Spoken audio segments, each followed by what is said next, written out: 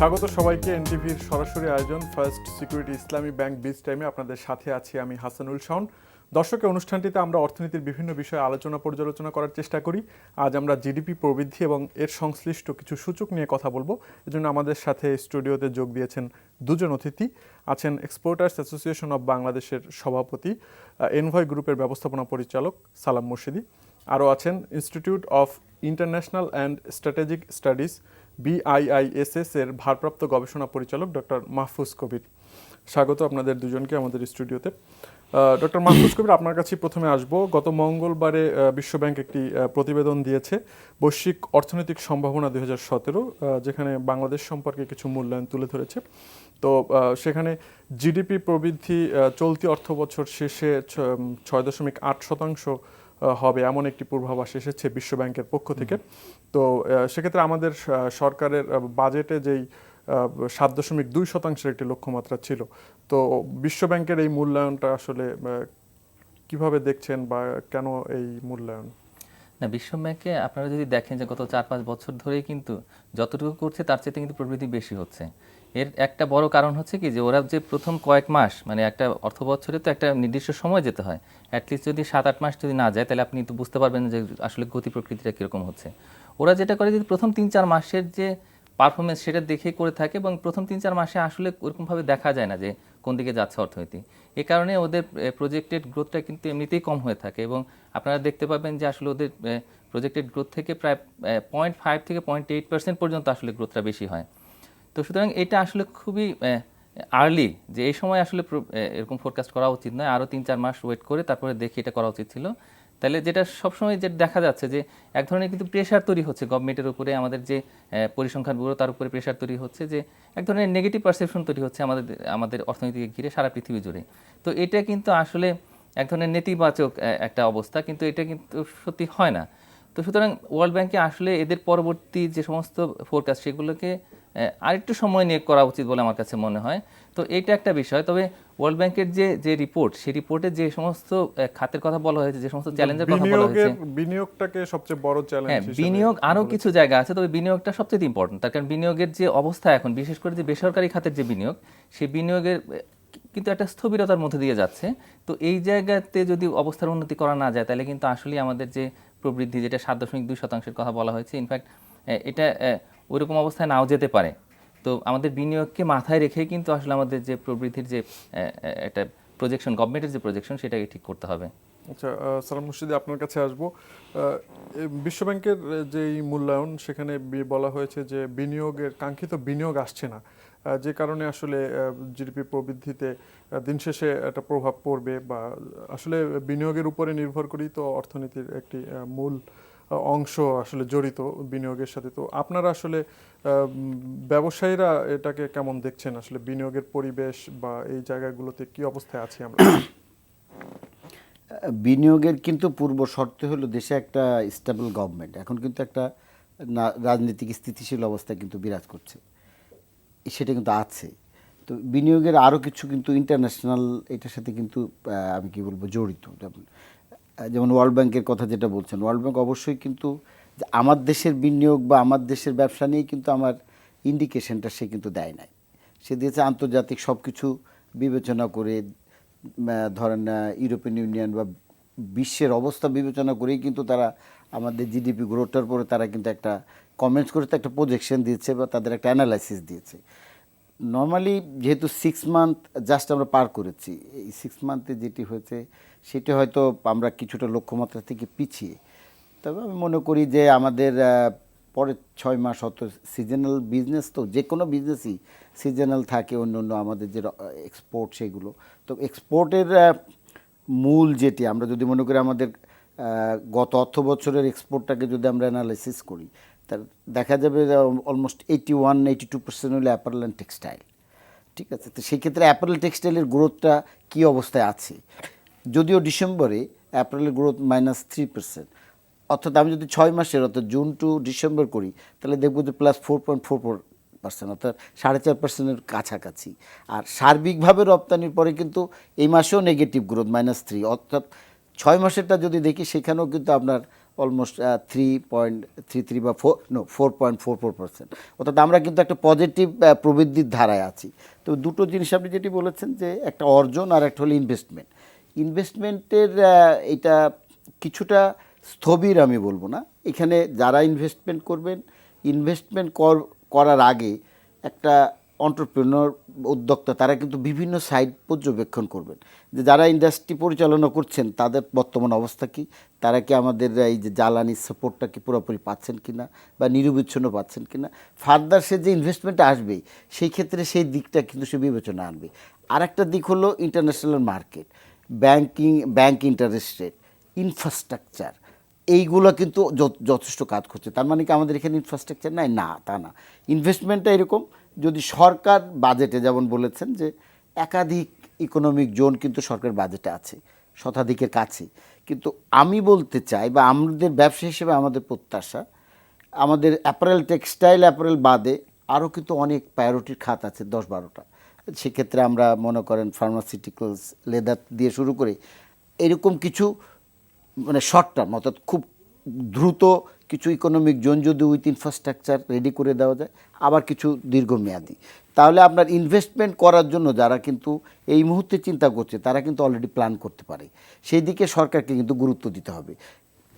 Doctor Mahfuz কবির, সালাম ভাই যেগুলো বলছিলেন আসলে জ্বালানির সমস্যা, এটা দীর্ঘদিনেরই আমাদের সমস্যা। পাশাপাশি অবকাঠামো, এই জায়গাগুলোতে আসলে মানে ইনভেস্টমেন্টের খাতিরে মানে কতটা গুরুত্ব দেওয়া উচিত বা সেভাবে দেয়া হচ্ছে কিনা? আসলে যে আমাদের অবকাঠামো খাতে আমি এটা দিয়ে শুরু করব। তো এখানে দুটো খুব পরস্পর বিরোধী বিষয় আছে। যেমন আমাদের আসলে অবকাঠামো তৈরির খরচটা কিন্তু অনেক বেশি, এবং যেহেতু সরকারি খাত থেকে অবকাঠামো তৈরি হচ্ছে, এই কারণে আসলে কিন্তু ব্যয় বেড়ে যাচ্ছে এবং ব্যয়টা জিডিপিতে অ্যাড করছে। তার মানে আমাদের জিডিপির যে কোয়ালিটি, গ্রোথটা হয়তো বেশি হচ্ছে, কিন্তু এখানে খরচটা অনেক বেশি বেড়ে যাচ্ছে, এবং এই কারণে কিন্তু জনগণের উপরে যে ট্যাক্সের বার্ডেন সেটা কিন্তু বেড়ে যাচ্ছে। এটা একটা বিষয়। আর একটা বিষয় হচ্ছে যে আমাদের যে ইনফ্রাস্ট্রাকচারের কোয়ালিটি, সেটা আসলে আমাদেরকে ক্যারি করতে পারবে কি, আমাদের যে গ্রোথ এবং আমাদের যে নতুন নতুন ইন্ডাস্ট্রির কথা আমরা যেটা চিন্তা করছি, আমাদের যে ভিশন 2021 প্লাস আমাদের যে 7-5 ইয়ার প্ল্যান, সেখানে যেভাবে বলা হয়েছে, তো সেইভাবে আমরা আসলে আমাদের ইন্ডাস্ট্রিগুলোকে এক্সপান্ড করতে পারবো কিনা, আমাদের যে অলরেডি যে ক্যাপাসিটি আছে সেটা। এবং এই কারণে কিন্তু আমাদের এই অবকাঠামোর একটা কোয়ালিটেটিভ শিফট দরকার, মানে আমাদের আসলে গুণগত মানের একটা পরিবর্তন দরকার আছে। আমাদের রাস্তাঘাট, আমাদের যে অন্যান্য যে সমস্ত জ্বালানি অবকাঠামোর কথা যদি আমরা বলি, সেই জায়গাতে কিন্তু আমাদের একটা ঘাটতি রয়ে গেছে, মানে আমাদের প্ল্যানের সাথে আসলে এটা কিন্তু ম্যাচ করছে না। তো ডক্টর মাহফুজ কবির, আপনি যেটি বলছিলেন, তো সেক্ষেত্রে তো সরকার তো অবকাঠামো উন্নয়নে নতুন নতুন প্রজেক্ট নিচ্ছে এবং বার্ষিক উন্নয়ন কর্মসূচির আকারও বাড়ছে। তো এটার আসলে কতটা সুবিধাভোগী হচ্ছে সাধারণ মানুষ প্লাস বিনিয়োগকারীরা?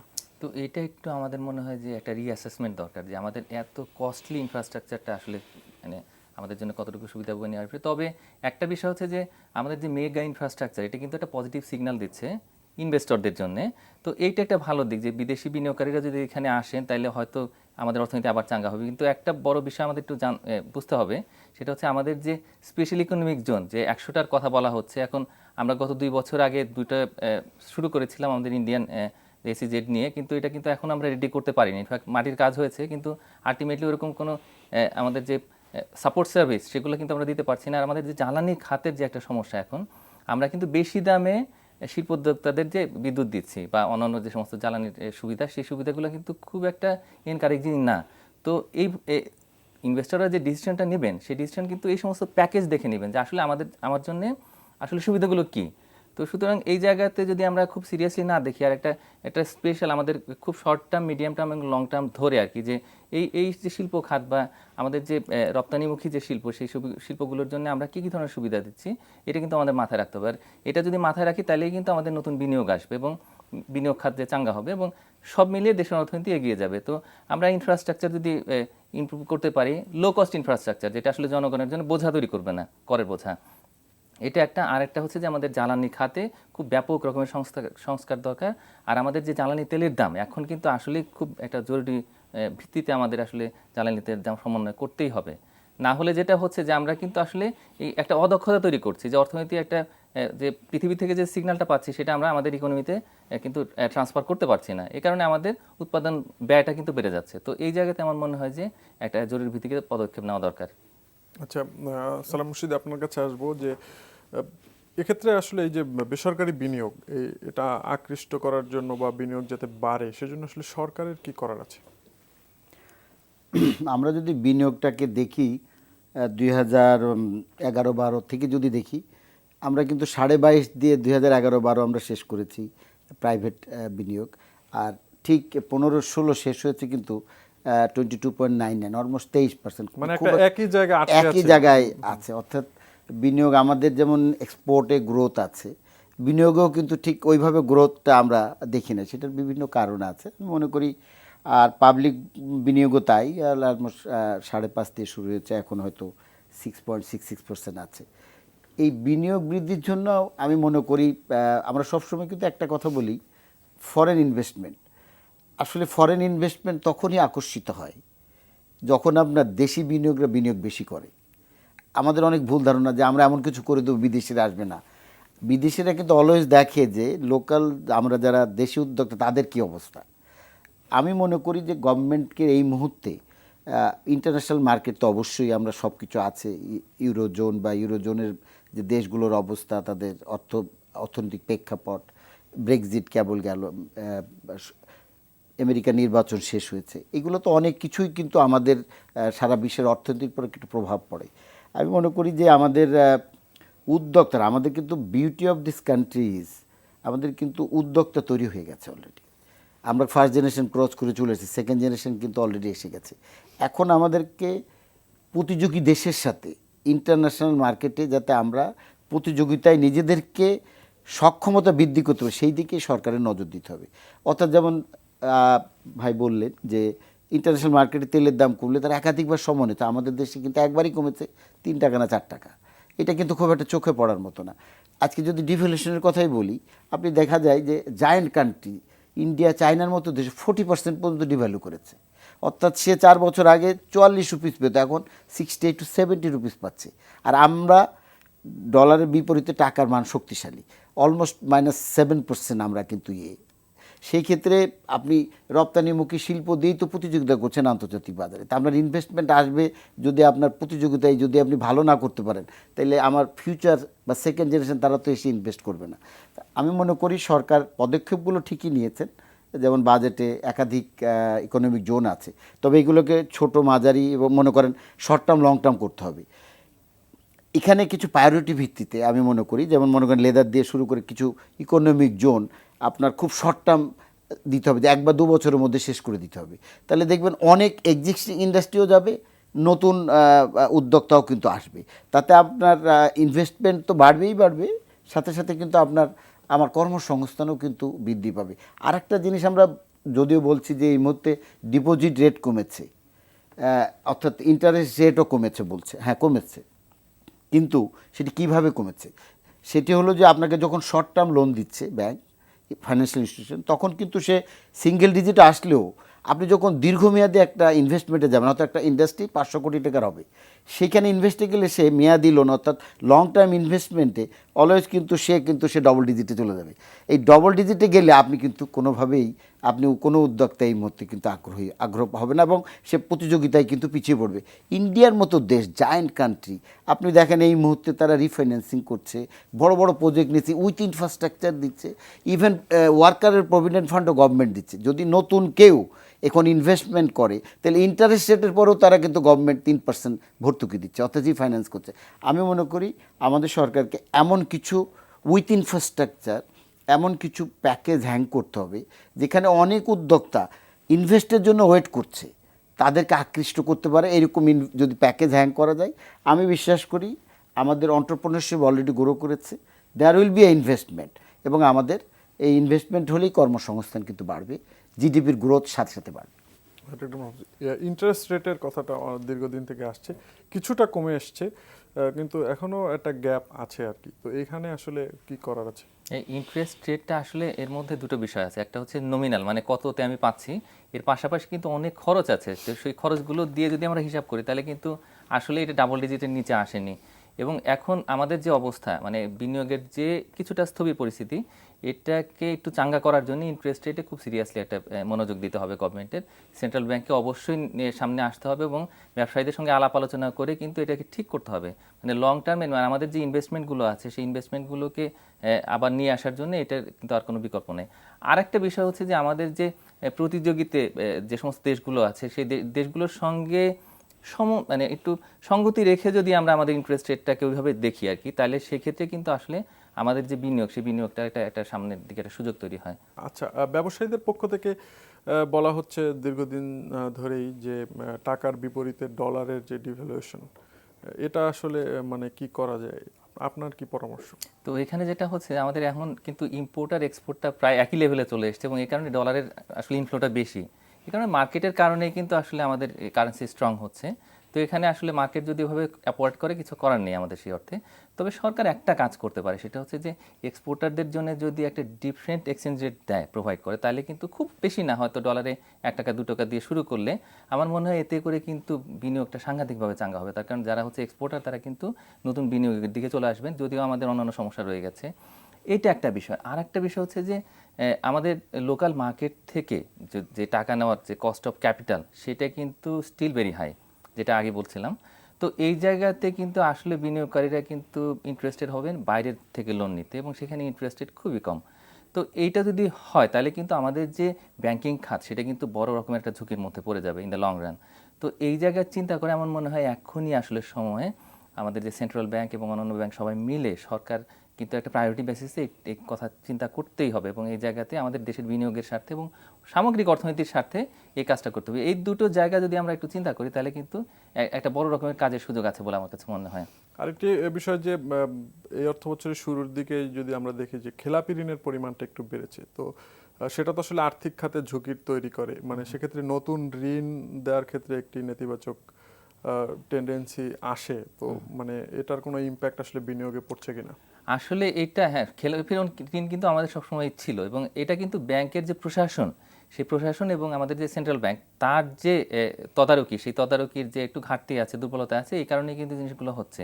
তবে এটা আসলে আমাদের সার্বিক বিনিয়োগের মধ্যে কিছু খেলাপি ঋণ থাকবে, এটাতে ব্যাংকগুলোকে আরেকটু সতর্কতা আরেকটু কঠোরতা দেখাতে হবে। এই জায়গাতে আমাদের আসলে কোনো বিকল্প নেই। তবে নতুন ঋণ আমাদেরকে দিতেই হবে এবং সেটা কম খরচে, এটা অবশ্যই মাথায় রাখতে হবে সবারই। তো এবং সেটাকে আরেকটু কতটা সহজ করা যায় তো সেইভাবে একটু আমাদের চিন্তা করতে হবে। এর পাশাপাশি আরেকটা জিনিস আমার কাছে মনে হয় যেটা সরকার সবসময় বলে থাকে যে ওয়ান স্টপ সার্ভিস। তো আসলে কিন্তু ওই রকমভাবে ওয়ান স্টপ সার্ভিস বলে আমাদের দেশে সেরকম কিছু নাই। তো একটা নতুন ব্যবসা শুরু করতে গেলে এক ডিপার্টমেন্ট থেকে আরেক ডিপার্টমেন্ট ঘুরতে ঘুরতে মানে একটা বছর চলে যায় এবং সেই কারণে কিন্তু আমাদের যে ব্যবসায়ের যে খরচ সেই খরচটা কিন্তু বেড়ে যাচ্ছে। তো এই জায়গাতে আমার মনে হয় কি একটু নতুন করে একটু চিন্তা করা উচিত বছরের শুরু থেকেই, বাজেট আসার আগেই আসলে আমাদের এটা শুরু করা উচিত এবং সরকারের আসলে সুনির্দিষ্ট ঘোষণা দেওয়া উচিত যে আমাদের আসলে ওয়ান স্টপ সার্ভিসটা কবে আসলে শুরু হবে এবং এটা কত তাড়াতাড়ি চালু করা যায়। এতে করে কিন্তু নতুন যারা উদ্যোক্তা বা নতুন বিনিয়োগের যে ক্ষেত্র সেই ক্ষেত্রটা কিন্তু তৈরি হবে আমার কাছে মনে হয়। আচ্ছা, আসসালাম মুর্শিদি, রপ্তানি প্রসঙ্গে একটু আসি। একটি আশঙ্কা করা হচ্ছে যে সামনের দিনে আসলে নিম্ন ভোক্তা চাহিদা বিশ্ব বাজারে তৈরি হচ্ছে, তো সেটার কারণে রপ্তানিতে কিছুটা নেতিবাচক প্রভাব পড়তে পারে। তো আসলে ট্রেন্ডটা আপনারা কিভাবে দেখছেন? অবশ্যই এক্সপোর্টটা কিন্তু একটা চ্যালেঞ্জের মধ্যে আমরা আছি। এটা অবশ্যই আমাদের যে মার্কেটগুলো আছে ট্র্যাডিশনাল মার্কেট, যেমন আমাদের ইউরোপিয়ান ইউনিয়ন এবং সিঙ্গেল কান্ট্রি হিসেবে যুক্তরাষ্ট্র, কানাডায় কিছু এক্সপোর্ট হয়, বাকিগুলো নতুন বাজার, জাপান সহ অন্যান্য অস্ট্রেলিয়া এবং নর্থ আমেরিকার দেশগুলো। সেই ক্ষেত্রে ইউরোপিয়ান ইউনিয়নের এই ডিভ্যালুয়েশনের কারণে কিন্তু আমাদের এক্সপেক্টেড টার্গেটে কিন্তু আমরা যেতে পারি না, যদিও আমাদের কিছুটা হলো হয়তো পজিটিভ একটা প্রবৃদ্ধি আছে, কিন্তু ওইটা কিন্তু হয়তো আমাদের এক্সপেক্টেড না।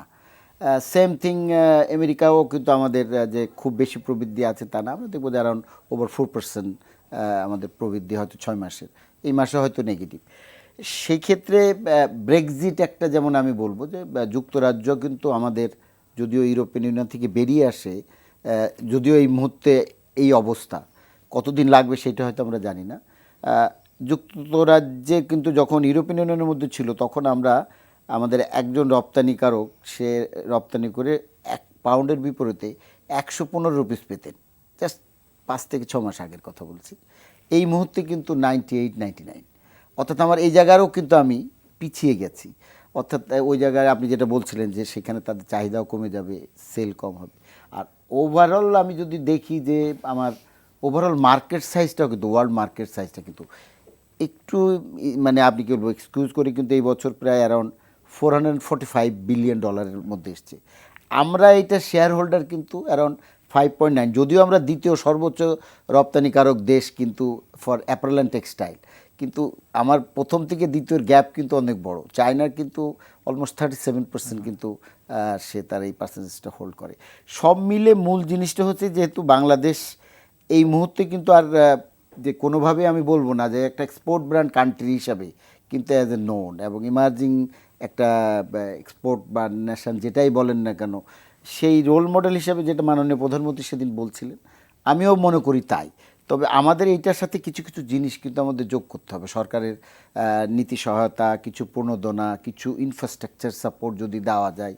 কারণ একটা জিনিস বুঝতে হবে, আমরা এই দেশের 16 কোটি মানুষ প্রতি বছর কিন্তু কর্মবাজারে শিক্ষিত, আধা শিক্ষিত, অশিক্ষিত মিলে অলমোস্ট 20 লাখ মানুষ কিন্তু আসছেন।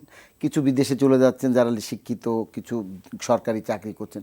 বাকিগুলাকে কিভাবে আপনি প্রোভাইড করবেন? তাদেরকে এডুকেটেড বলতে আমি তাদেরকে দক্ষ করে দেশে এবং বিদেশে দু জায়গায় যদি আমি করতে পারি, সেইটাই তো হবে আমার মূল লক্ষ্য। সেই জায়গায় করতে হলে আমি মনে করি গভর্নমেন্টকে অবশ্যই ইন্টারেস্ট রেটটা অবশ্যই গভর্নমেন্টকে চিন্তা করতে হবে, রিফাইন্যান্সিং করতে হবে এবং এই রপ্তানি খাতকে নিয়ে একটা বড় বাজেট তাদের রাখতে হবে, ইনসেন্টিভ বাজেট, যেটা ইন্ডিয়া এখন করছে। ইনফ্রাস্ট্রাকচারের কোনো বিকল্প নাই। আর ওয়ান স্টেপ সেল বলেছেন যিনি, আমার কথাটা উনি বলেছেন, আমরা অনেক দিন ধরেই বলছি আসলে ইনভেস্টমেন্টে যে জিনিসটি খুবই গুরুত্বপূর্ণ আমাদের দেশে, সেটি হলো যে একই জায়গায় একই টেবিলে যদি আমি আজকে 15টো দপ্তরের অর্থ মন্ত্রণালয় সহ সেইটার পারমিশন পাই, তাহলে এখনও বাংলাদেশে অনেক উদ্যোক্তা আছেন ছোট মাঝারি ব্যবসা করার জন্য, তারা কিন্তু আগ্রহ, মানে তাদের আগ্রহ তো আছেই, তারা কিন্তু এখানে নেমে যাবেন। সেই জন্য এই জায়গাটা কিন্তু সরকারের দেখা উচিত বলে আমি মনে করি। আচ্ছা, ডক্টর মাহফুজ কবির, একদম সংক্ষেপে যদি বলেন যে সালাম মুর্শিদি যেটি বলছিলেন যে মানে বিনিয়োগ অন স্টপ সার্ভিস আর কি, একই জায়গা থেকে সব ধরনের সেবা, তো সেক্ষেত্রে বিনিয়োগ বোর্ডকে কিভাবে আমরা শক্তিশালী করতে পারি সংক্ষেপে? বিনিয়োগ বোর্ড আসলে হিস্ট্রিক্যালি শক্তিশালী ছিল না, এবং আসলে আমাদের মন্ত্রণালয়গুলো যদি নিজেরা ওয়ান স্টপ সার্ভিস চালু করে তাহলে সেটা কিন্তু সবচেয়ে ভালো হবে। যেমন বস্ত্র যে মন্ত্রণালয়, সেই মন্ত্রণালয় যদি এই বস্ত্র শিল্পের জন্য সহায়তা করার জন্য যদি তারা ওয়ান স্টপ সার্ভিস চালু করে এবং রিলিভেন্ট যত ডিপার্টমেন্ট আছে সবগুলোকে সে এক জায়গায় করবে, তাহলে এইটা কিন্তু একটা বড় সুযোগ তৈরি করে আমাদের বিনিয়োগকারীদের জন্য। তো এইভাবে মন্ত্রণালয় ধরে ধরে কিন্তু ওয়ান স্টপ সার্ভিস চালু করতে হবে, নাহলে কিন্তু আসলে জিনিসটা হবে না। আচ্ছা, আপনাদের দুজনকেই ধন্যবাদ আমাদের সাথে স্টুডিওতে এসে সময় দেওয়ার জন্য। আজ এখানেই শেষ করতে হচ্ছে। দর্শক, আজ এখানেই শেষ করছি। আমাদের এই অনুষ্ঠানটি পুনরায় দেখতে ভিজিট করুন এনটিভির অনলাইন www.ntvbd.com এই ঠিকানায়। সবাই ভালো থাকবেন, সুস্থ থাকবেন। ধন্যবাদ সবাইকে।